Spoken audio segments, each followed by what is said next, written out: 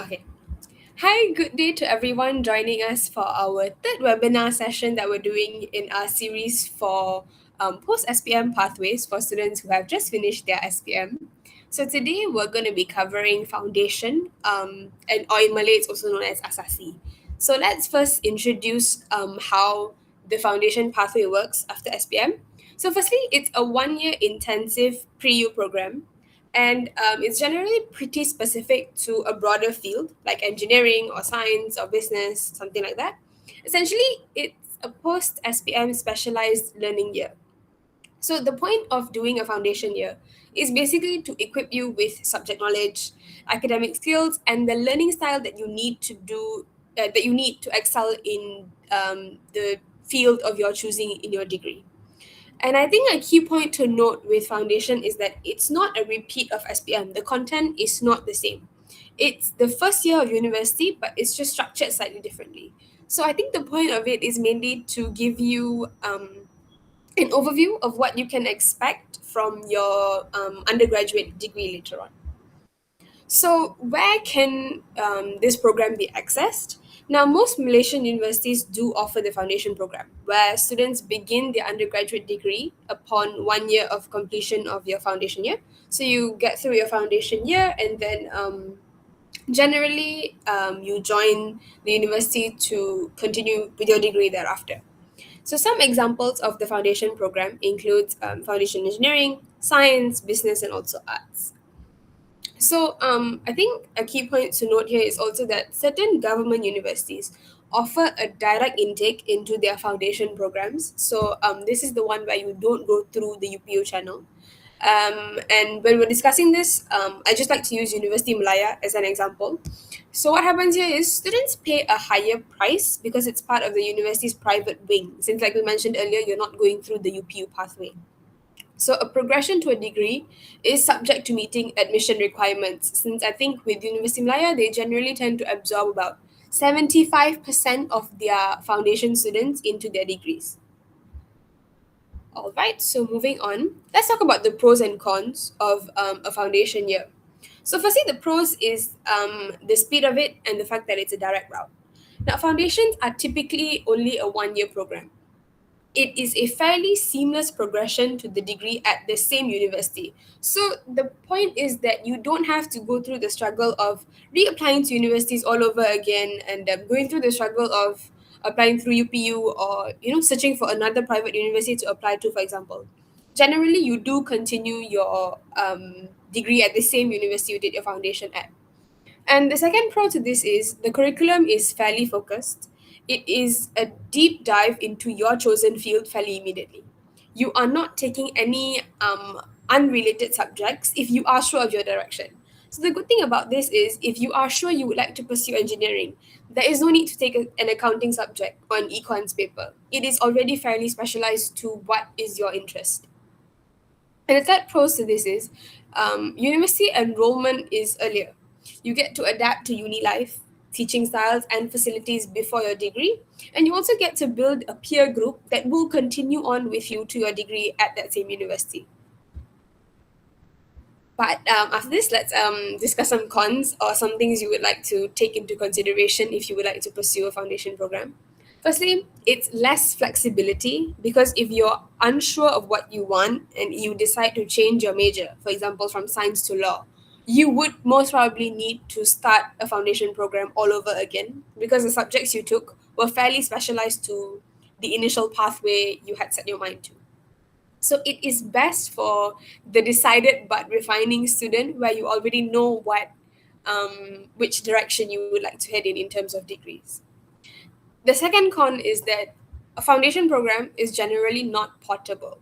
So, a foundation in business at Sunway University, for example, is designed to continue with a business degree at Sunway University.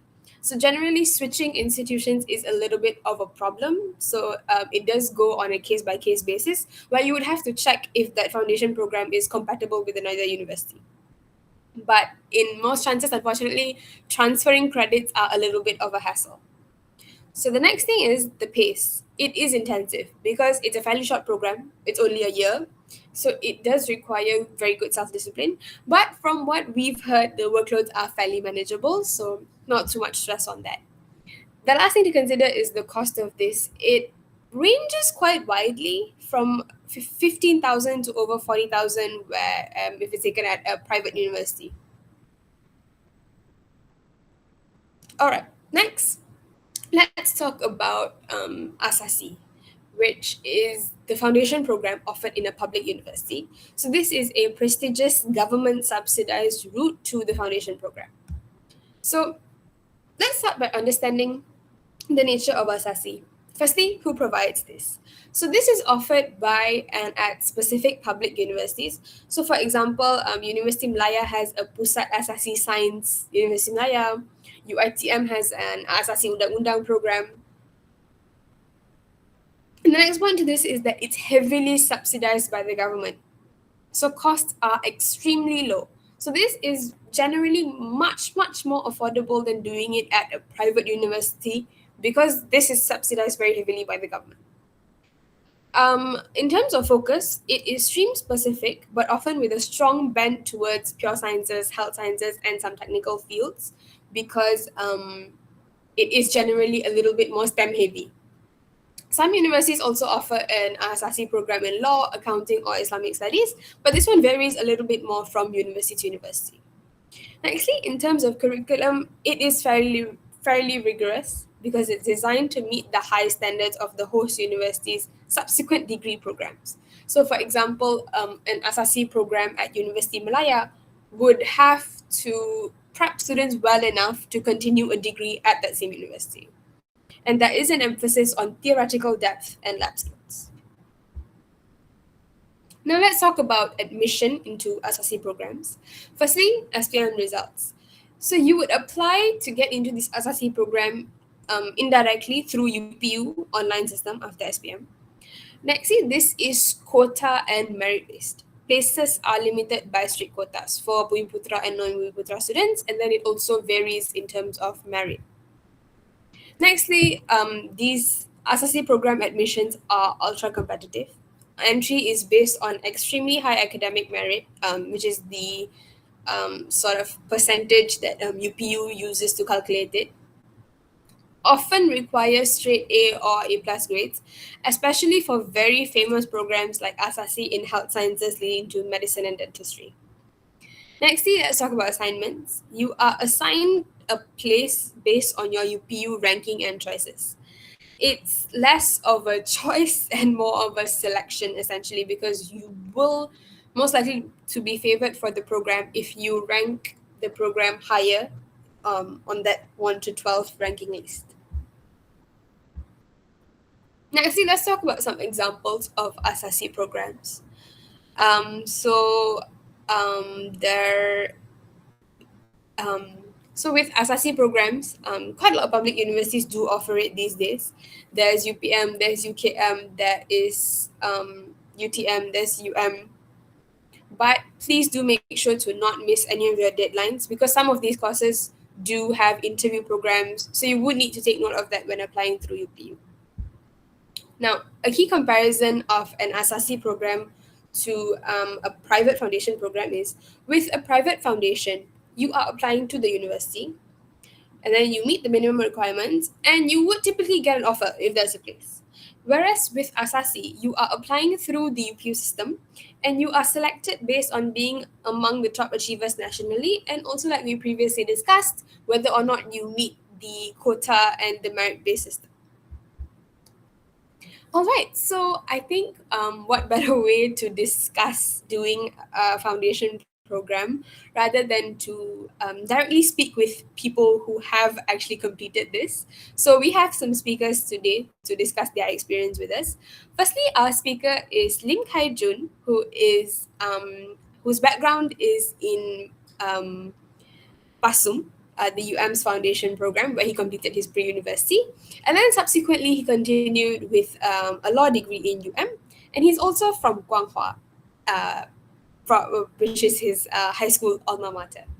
And our next speaker today is Shindy Nair, who's coming with a background in foundation in science at Utah for pre-university, and subsequently an MBBS medicine at Utah for her degree. And then she is also from Kwakwa. All right. So before we get started into a proper deep dive into doing the foundation program, let's have our speakers introduce themselves first. So could you please tell us a little bit about firstly yourself and also your post SPM journey up until now? Could you just summarize it for us quickly? Let's get started with Kaijun first. Okay, so hi everyone. My name is Kaijun, and previously I've graduated from PASUM, which is also known as Foundation of UM, and currently I'm studying in Faculty of Law of University of Malaya. So from post SPM journey up till now, so basically I spent 1 year in PASUM, and I think everything goes well, and it also goes with some luck, I think. So it allows me to study in Faculty of Law, which is quite prestigious in University of Malaya today. Yeah, I think okay. All right. Thanks, Kaijun. Okay, Shindy next, please. Okay, for me, okay, so basically after SPM, the whole break, and then I took June intake for Utah Foundation in Science, that's leading to MBBS. So June intake, after 1 year, graduated foundation, and then I had a long sem break because Utah's MBBS intake is only 1 year once, which is only in October. So there was a pretty long sem break there. And then after that sem break, it was MBBS started. So I'm currently doing my MBBS first semester, year one, 8 week. Yeah. All right, that's great to hear. Thank you so much. I really hope everything is going well for you so far. All right. Okay. So let's discuss a little bit more about your foundation program specifically. So my first question is, what are the challenges that come with a system that uses both assignments or tests, essentially the carry marks that they have, and also final exams? And so my follow up to that would be, what type of students are suited for this sort of system? Kaijun, could we start with you, please? Yeah, definitely. So the challenges, of course, it comes with challenges. So for PASUM, in PASUM, the lecturers, they emphasize that the fleet learning, meaning that the lecturer is here to facilitate you, but not to spoon feed you. So you need to figure out everything by yourself. So in the whole semester, basically, there will be certain weeks that the lecturer will just have some Q&A session for the students. So the students will need to study the topic by themselves. So the lecturer will just be there to guide you and not to provide any answers to you. So the challenges in the first place is the packed schedule of the classes lah. And you feel like it will be very different to the secondary school mode, which our teacher gives us everything. So to be honest, in PASUM, the students, they won't get enough break, I think, because the break between quizzes is really short. So the students will need to be adaptive to their studies, and they'll be overflown by the assignments and quizzes in 2 or 3 weeks times, especially the period before final exam. So I think this type of study system is suited by the students that they are quite self-disciplined, so they need to study by themselves. So if you are used to the mode that the teacher give you everything, so you need to adapt a bit lah and change a bit your behavior. I think like that's all. I see. Okay, that's interesting. I was actually fairly unaware that they emphasize independent learning so much. So, okay, that's actually something quite interesting. Thanks, Kaijun. Shini, could we hear from you next on this? Actually, okay, I'm going to talk about Utah because I did foundation there. So it's pretty similar to Kaijun's one.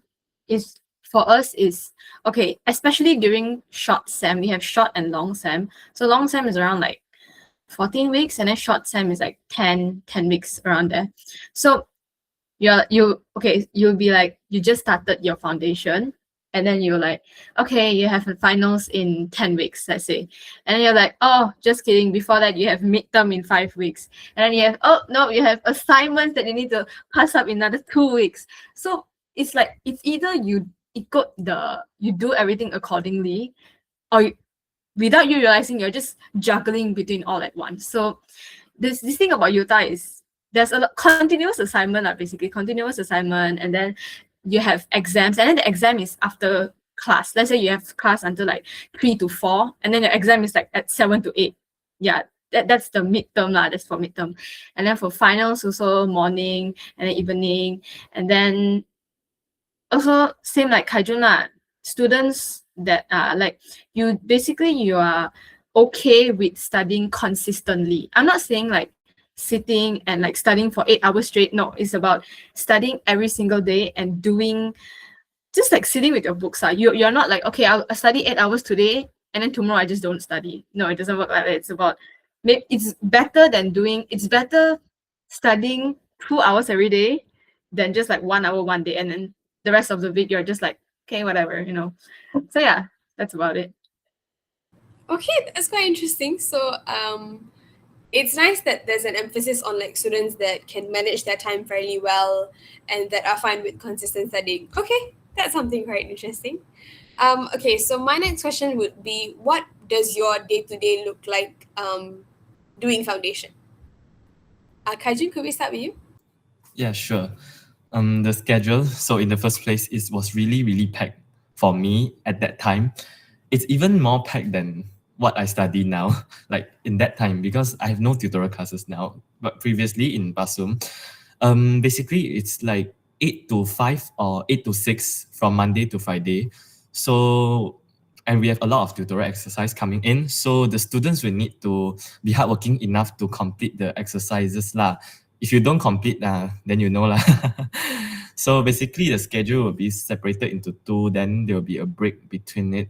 So the morning session, normally it will be tutorial classes and the afternoon session would be lecture classes. And for my stream, because I'm a social science student, which I don't need any lab experience lah. So for the students that studies biology, physics or chemistry, they also have extra sessions on lab sessions lah. So I would say that the science students, their schedule will be more packed than me.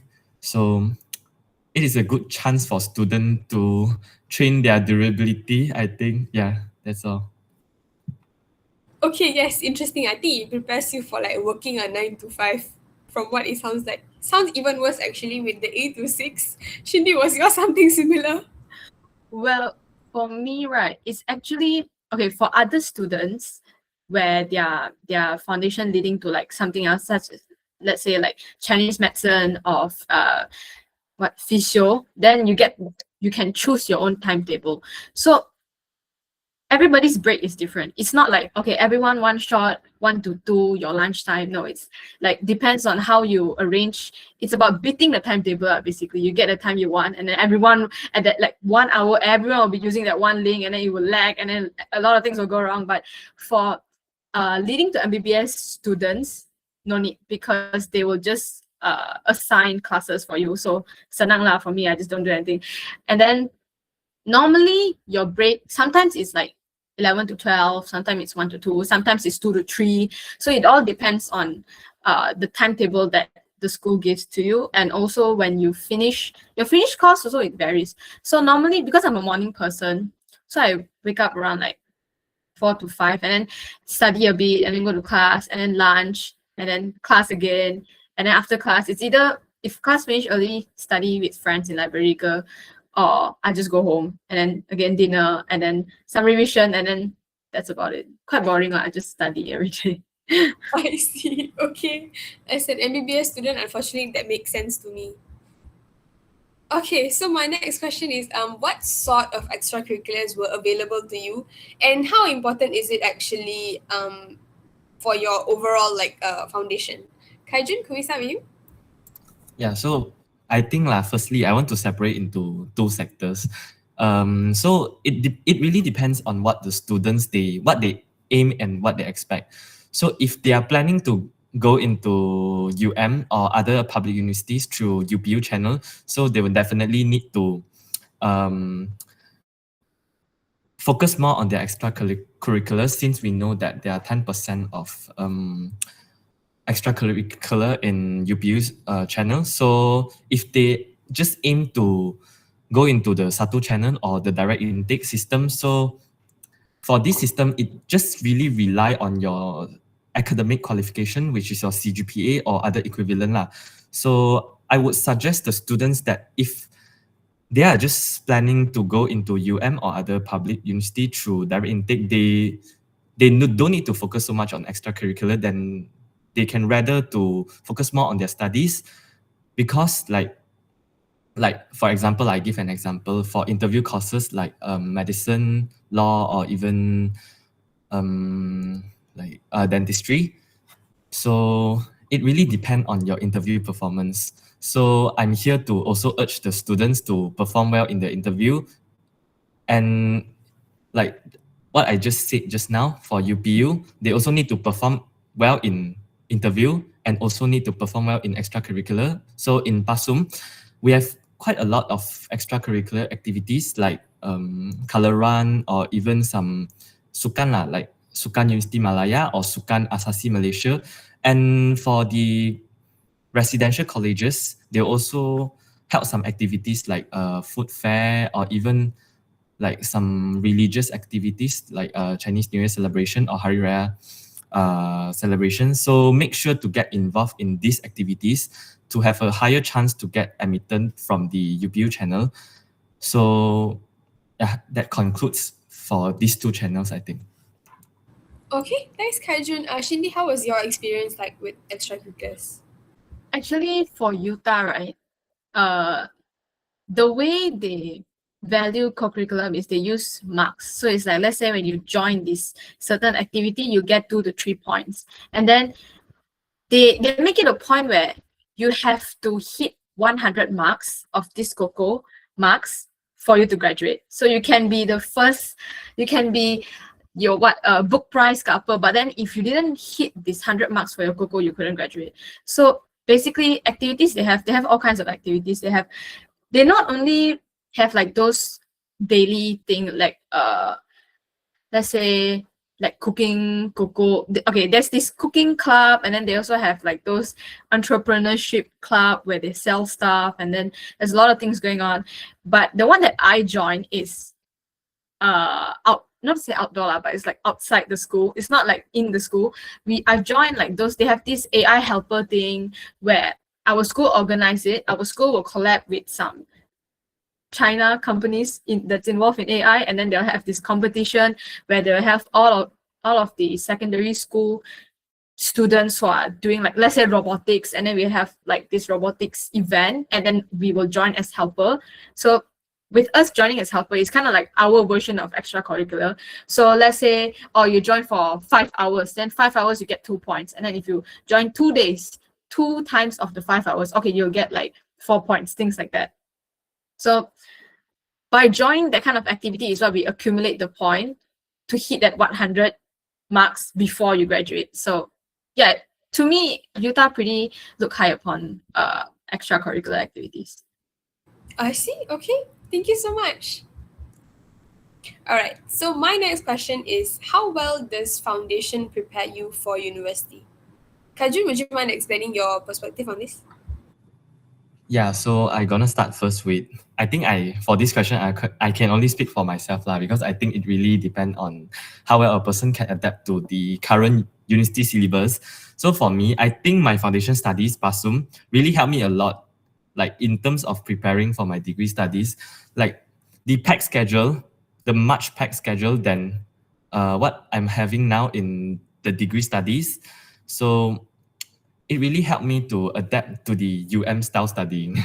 Yeah, so for students who study in PASUM or like me, so they can literally build a strong foundation. Like if you plan to study in like social science courses like me, since I study in law, so and my foundation studies also quite emphasize in law. We have 2 subjects in law, and other subjects which is related to business.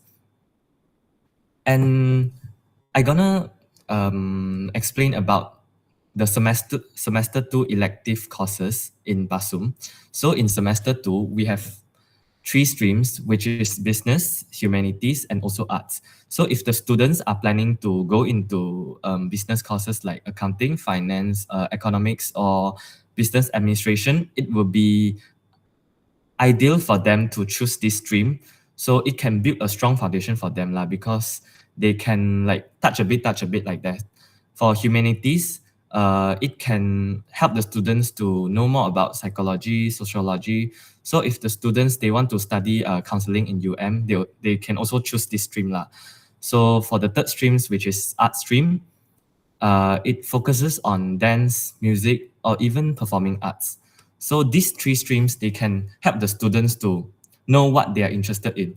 Even if they found out like oh they are not interested in business, so they want to go into another stream like they don't like business, they want to go for law in degree. So it wouldn't be too late lah, I think. Yeah, so that's all. I see. Okay. Thanks, Kaijun. Shindy, how about you on this?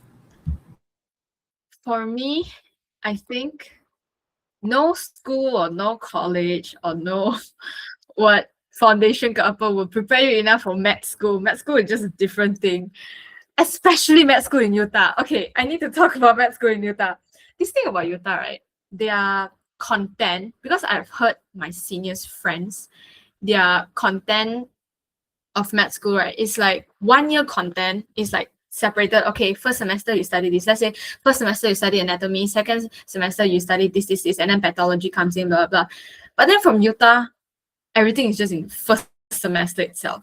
So basically, in a way for you to put it, right, it's like Utah's first semester is equivalent to other universities 1 year. So it's not easy lah. So my foundation, right, when I think about foundation, my Utah's foundation, right, it's if you are if you plan to take, let's say TCM, traditional Chinese medicine, or you are gonna take physio, actually the foundation is okay. Even MBBS is also okay lah. It's not that bad. I'm just exaggerating. It's about, okay, how do I put it? Okay, the content maybe it is related a bit. Okay, it's just that normal lah, med school ma. It's just the content is just that much. So it's all about you adapting to it and you being able to, I don't know, just study. Med school is all about studying. Yeah, that's about it.